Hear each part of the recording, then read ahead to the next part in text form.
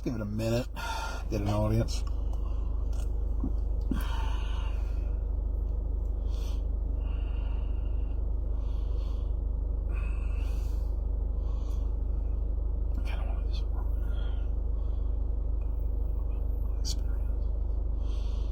What's up, Sean Parker?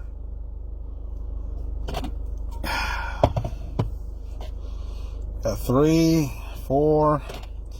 Y'all know the magic number.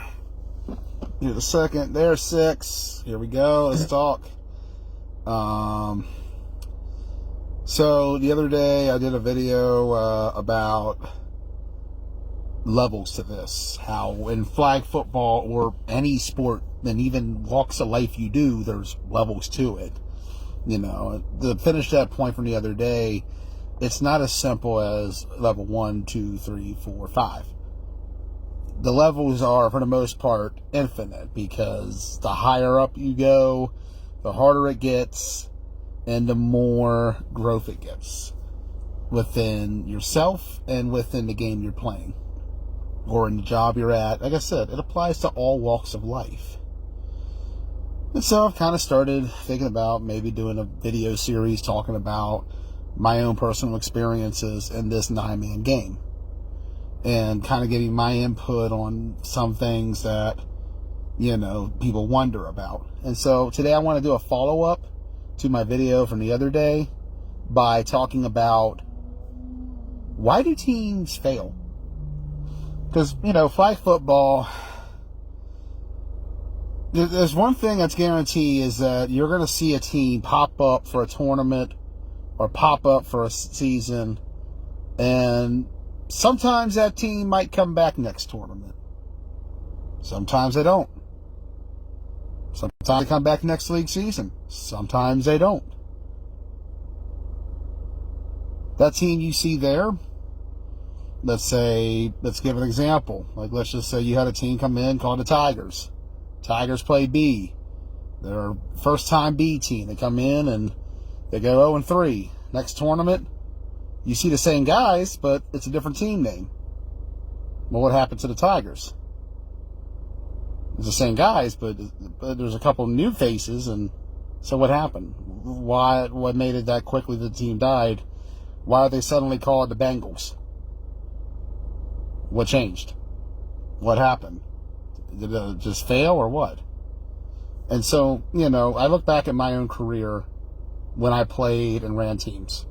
And when I first got into flag football as a kid, my dad's team was kind of like my own. He had his friends from work, his neighborhood buddies, guys he went to school with, some athletes from the area he knew, and that was the premise of his team. And like what I did, he took what was his backyard football team and turned it into a 9-man team.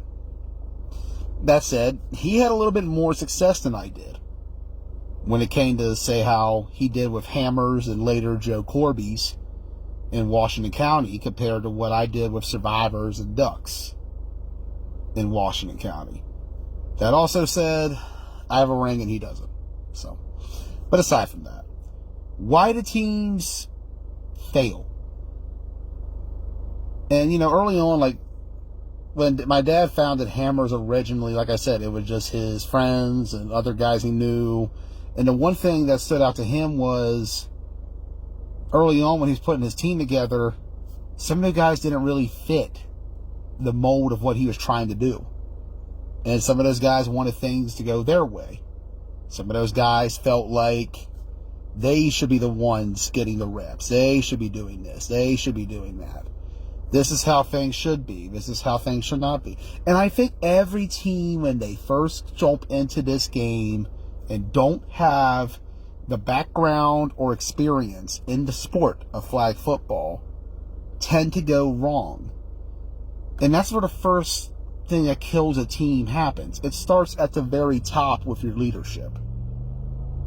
When I got into this game with me and my cousin Daniel,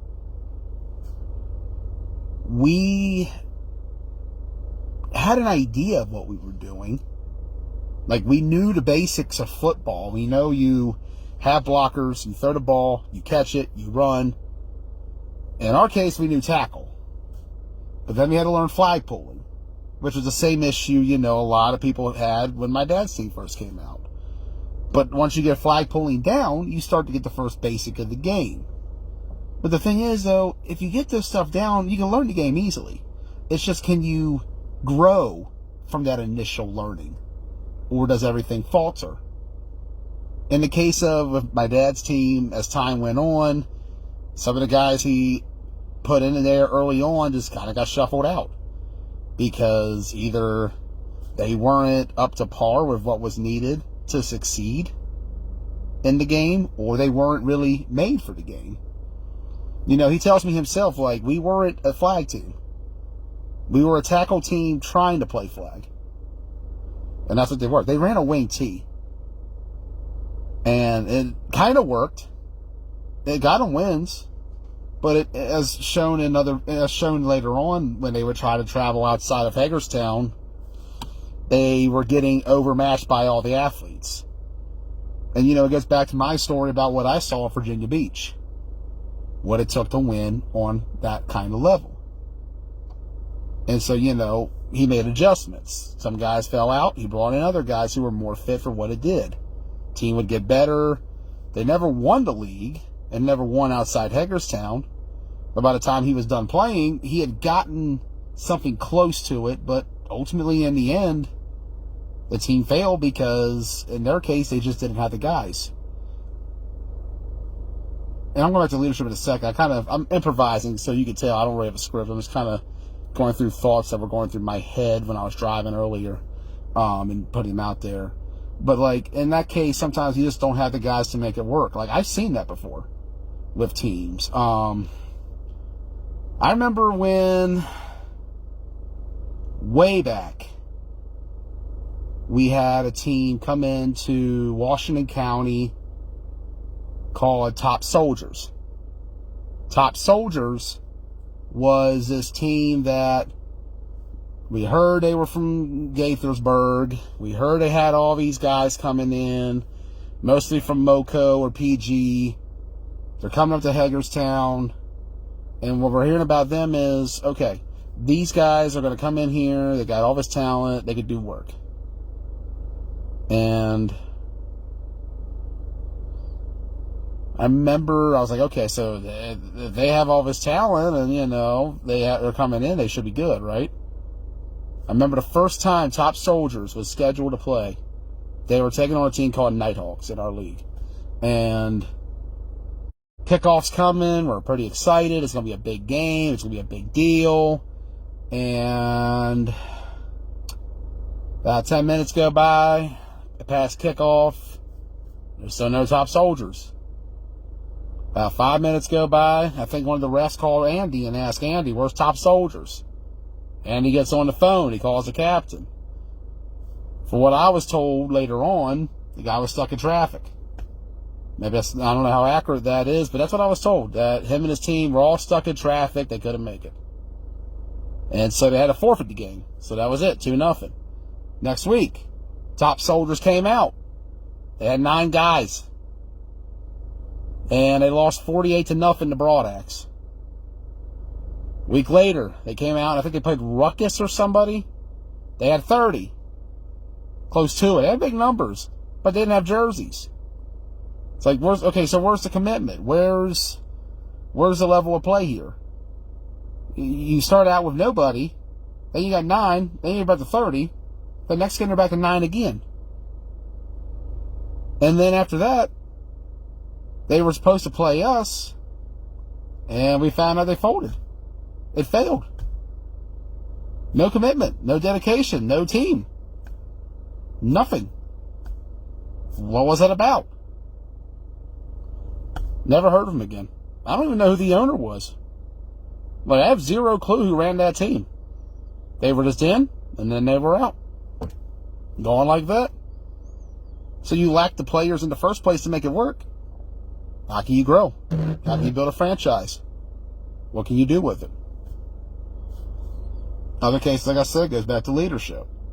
Who's in charge? Who's running it? What do they know about the game? Do they get it?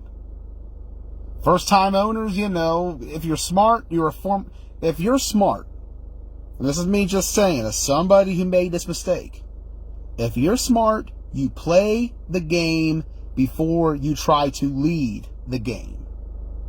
You have to play the game. Like, you have to have some understanding of it. Like, enough that you could teach something, whether it's flag pulling, whether it's blocking, whether it's catching, anything. And, it's not as simple as, oh, I went out and played football. Okay, you went out and played football, but you ever played this kind of football? This is different. This is not tackle. This is not the backyard. Yeah, okay, cool. Some guys, they come in, and, when we jumped in, we were blind to what it was. We didn't know what 9-man flag football was. To us, it was just football, but with less people, and flag pulling instead of tackling. That's it. Nothing to it. But we didn't understand you needed certain traits, you needed certain personnel, you needed certain kind of leadership. And that was something we lacked with Survivors, and that's no slight to anybody that I worked with on that team. That's no slight to anybody. I didn't know shit. I didn't know what the fuck I was doing. I took over a team. I knew some stuff. I mean, I can tell you, I can call plays and stuff like that, but I couldn't really... I'm not the type who should be leading the team. Like, cool, yeah, I'm a smart guy, and maybe I give you some advice, but I can't be the leader if I've never done this before. It's the same thing, with my cousin. I give him props. My cousin was a hell of a leader when he wanted to be. He's a good player. He can play the game. He's a smart guy. But at the time, he wasn't ready for that kind of role. Neither was I. And, and then that brings it up to another issue. Sometimes you got too many people in charge. That was kind of the mistake we made with Survivors, too. We went out and said, all right, we have this guy doing this guy doing that guy doing this, that guy. A third of the team is in charge here. The other 2/3 are not. Well, this guy, he runs the offense. This guy runs the defense. But we have another guy who helps run the offense and another guy who helps run the defense. Then there's our head coach. Then there's our GM. Then there's our owner. Then there's our equipment manager. Then there's our special teams guy. Then there's this guy. And then you got too many guys. And then the next thing you know, you're sitting there having an argument at Buffalo Wild Wings about who the starting quarterback should be between 3 quarterbacks. And nobody can come up with a coherent answer because all 10 of those guys who got the power have different visions of what they want to do. Yeah, you could say, well, I like this guy because he could do this. And we had that problem with Survivors. We had guys who got power that should not have gotten power. That's on us, though. That's on me looking back. I was trying to make a coaching staff back then, thinking that was the way to go. I think people like that when they get into the sport. They think you need to do some things that you don't need to do. You don't need a full coaching staff. You need a leader. A leader that people will respond to and follow to. That leader needs somebody he can trust close to him, but not too many. Because if you start building too many chiefs, the next thing you know, who the hell's in charge? Next thing you know, you're arguing with your coaches because they feel some kind of way and so do you. Next thing you know, your whole team is arguing. Then after that, what do you got? Nothing. Because guys break off. And that's what kind of fucked us up. Our first season, it was my uncle, who was the owner. We hired a head coach who was the BAAA coach that we hired because, well, he knows football. But he knew youth football. He knew nothing outside of youth football. But we brought him in because my uncle said he knows football. Then you have my cousin who, he ran the offense with me. And, that was kind of how we were trying to do things. Problem is with the way it was structured was that the players we recruited had zero idea who to respond to. Are they responding to us? Are they responding to my uncle? Are they responding to that guy? Who are we working for here? Who's in charge? And when you get that confusion, nobody knows what to do. There's no organization. There's no structure. And when you have no organization and no structure, that's a recipe for disaster for your team. Yeah, don't get me wrong. You could probably spend 30 years running a team with no organization or structure. But after a while, you get a reputation with guys. That name starts getting known. Well, this guy, he's been horrible for 20 years. Why the hell would you play for him? Why would you jump on that team? And then you got to rebrand. You got to come up with a new name and say, well, we're not this team, we're that team now. What's different? Nothing. Okay? Like that, and I feel like what hurts a lot of teams is you lose that when you have no sense of leadership. You don't have somebody who is the guy. Because there's a difference between being the guy and being a guy. Like, sometimes some players are meant to be just a guy. It's okay to be just a guy. It's okay to say, look, I'm just on the team. I'm just catching balls. I'm just running routes. I'm just blocking. I'm just going after the quarterback. It's okay. You don't have to be the guy. And I feel like with a lot of people who say, I'm starting my own team, they want to be the guy. The problem is, not everybody is meant to be the guy. Like I said with early on with Survivors. No one knew who the guy was. My uncle wanted to be the guy, but he didn't have time to do flag football, so he wasn't around much. The coach tried to be the guy, but he realized early on that the whole thing wasn't going to work, and he bailed. I wanted to be the guy. Well, early on, I thought maybe I could coach flag football and make something long and fun out of it. Enjoy it, have us be a great team or something. I wasn't the guy, and to be the guy, you gotta be on the field playing at the best level. You can't just say, I'm the backup center, I'm the guy. But if you're willing to get in and do the work needed to show you're the guy, because here's the thing, people will respond to your work ethic. If they see you out there blocking, catching, running, throwing, anything, and you're doing it at a high level, they will respond. That's why guys like Matt Eisenberg have been around for 20 years in the Washington County Flag Football League. To my viewers outside of the fourth state, we have a team called X-Dogs. They've traveled the circuit. They've played for many years. They outside of the area. They haven't won much, but they've won Ocean City before. They've won Hagerstown. They've faced some pretty good teams along the way. They are about to hit their 20th season coming up. They're still around. And they've had one guy since the beginning who's still there. And he's the best player on the team by far. Because he can play quarterback. He gets in wide receiver. He gets on the trenches in the D line. He'll come in at safety. And people like that. People respond to that.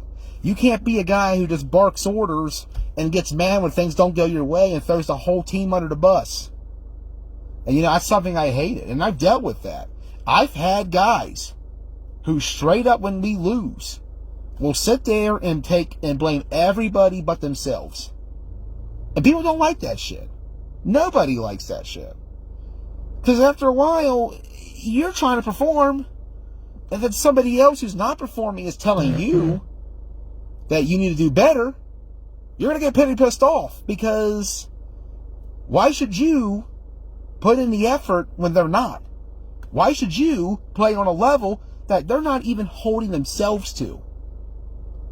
And I feel like with a lot of teams, a lot of guys have that mindset of wanting to start a team and thinking everybody can.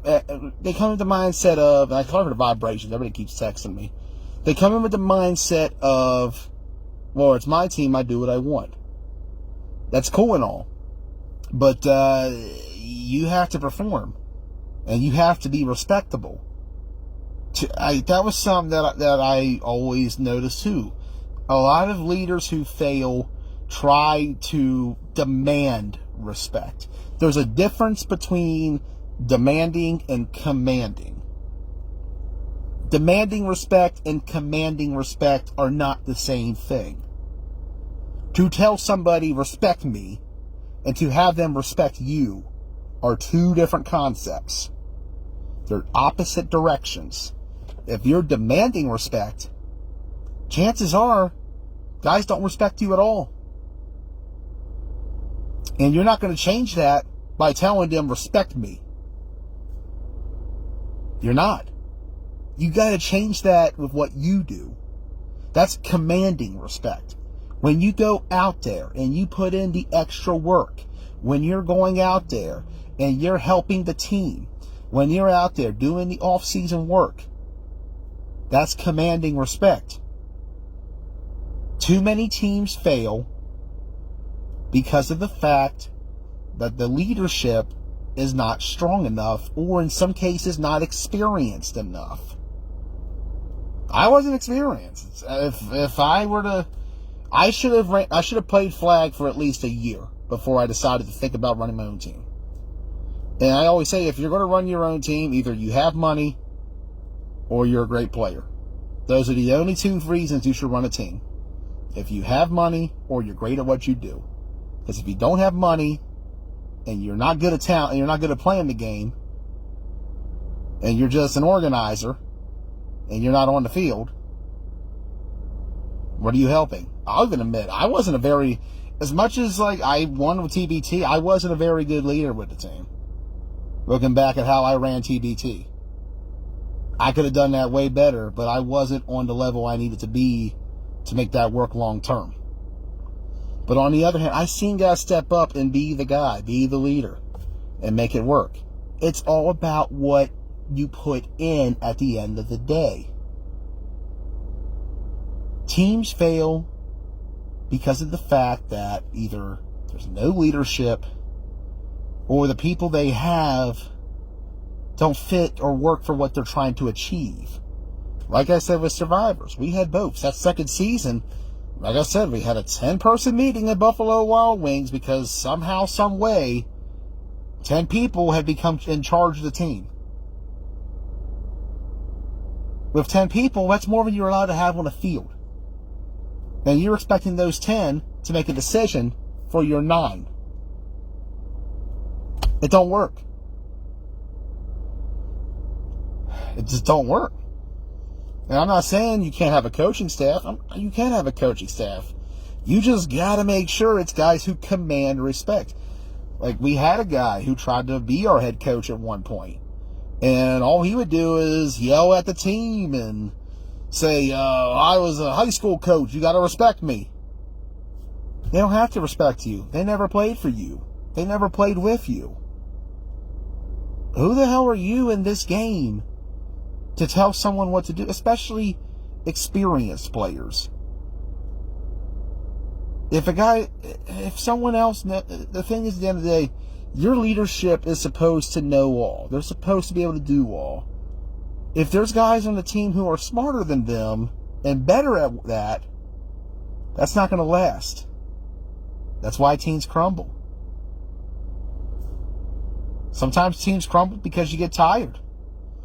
You know, it doesn't have to do with leadership or the players. It just has to do with changes of life. You know, some guys might move. Some guys might have a career change. Some guys go to other teams. It happens. Eventually, if you don't have it anymore, you fold and close shop. In other cases, it all depends. But, you know, in my opinion, like, I just feel like too many people go out there and try to say, I'm going to start my own team. You know how many people over the years that I've been around and I've worked with, that I've coached with, that I've had play on my team, sit there and tell me, I'm going to start my own team. And you know how many of them have even started the team after that or even got a season in? Maybe 1 or 2. And even then, they were done as soon as the season was over. Because they realized it's not for them. They realized we're not the right ones to do this. So my advice to anybody trying to play, or trying to start a team. Know the game first. Play the game first. Understand the game. Understand players.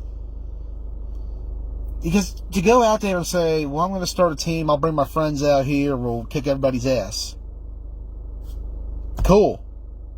But, as I said, with survivors, and I said with hammers, some guys can make it, some guys can't. Not everybody's cut out for this game.